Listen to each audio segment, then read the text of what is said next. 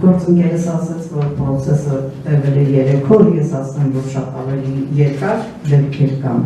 Եվ այստեղ պոլիկլինիկաների թողունակության խնդիրն է մեկ եւ Արմեդ համակարգի աշխատանքն է 2։ Այսինքն մարդը կարող է Արմեդով դիմել գրանցվել, որպեսզի գնա,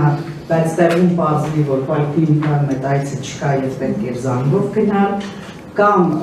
նույնը ուղեգրելու դեպքում, այսինքն ինքը փորձում է ուղեգիրը գրանցել, հա, որևէ հաստատությունում Արմեդով, բայց պարզվում է, որ պիտի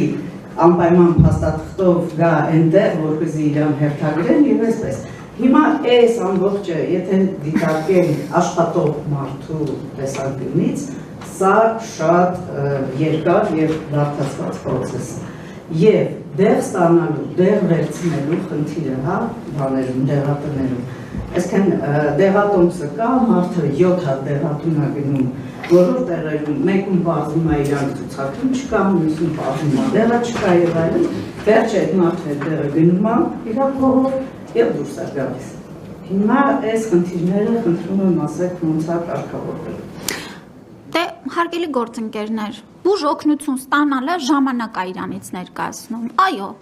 բժիշկը պետքա ձեզ հարցեր տա, այո, պիտի գնաք ներկայանաք, այո, պիտի հետազոտություն անցնեք, այո, պետքա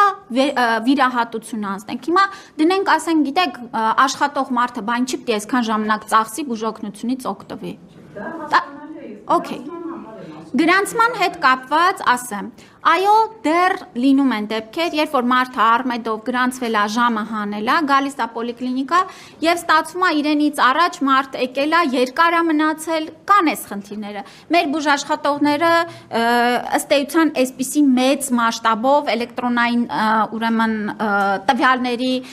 ներմուծման մասով փորձառությունը ամեն օր ավելի լավանում է։ Մենք ավելի կրճատում ենք այն ինֆորմացիան, որ պիտի այդ պահին լրացնեն։ Եվ այո, աշխատանքները դեռ շատ ունենք անելու, որ այս էլեկտրոնային թվային գործիքները դառնան մաքսիմալ հարմարավետ եւ այո, մեր առջևում դեռ այդ աշխատանքները կան, հնարավորինս մարդակենտրոն, հնարավորինս քիչ լոգիստիկ տեղաշարժեր ապահովող ծառայություններ ստանալու համար։ Դեղերի հետ կապված, նայեք, այո, լինում է, որ մի դեղատանը տվյալ դեղը վերջացել է։ Հիմա կարիք է լինում, որ մեկ դեղատոմսի մեջ գրված մի քանի դեղերը, մարդը մի քանի դեղատուն մտնի, որ կարողանա ձեռք բերի։ Սա էլ ասեմ ինչի հետ է կապված։ Տեսեք, սա առաջին ամիսն է, որ մեր դեղագործական ընկերությունները սկսել են այսպիսի մեծ ծավալով բաց թողումներ անել։ Իրենց մոտ էլ դեռ կուտակված վիճակագրական եւ այսպես տվյալներ չկան, թե ինչքան է իրենց սպառումը ամսական դեղորայքի լինելու, որ ճիշտ չափաքանակներով դեֆեկտուրա լրացնեն, իրենց պաշարները համալրվեն։ 1-2 ամսից նրանք էլ արդեն հասկանալով, որ միջին շարժը ինչքան է լինելու, վստահաբար կգան նրան, որ դեղատները մեծամասամբ կունենան ամբողջական նոմենկլատուրան։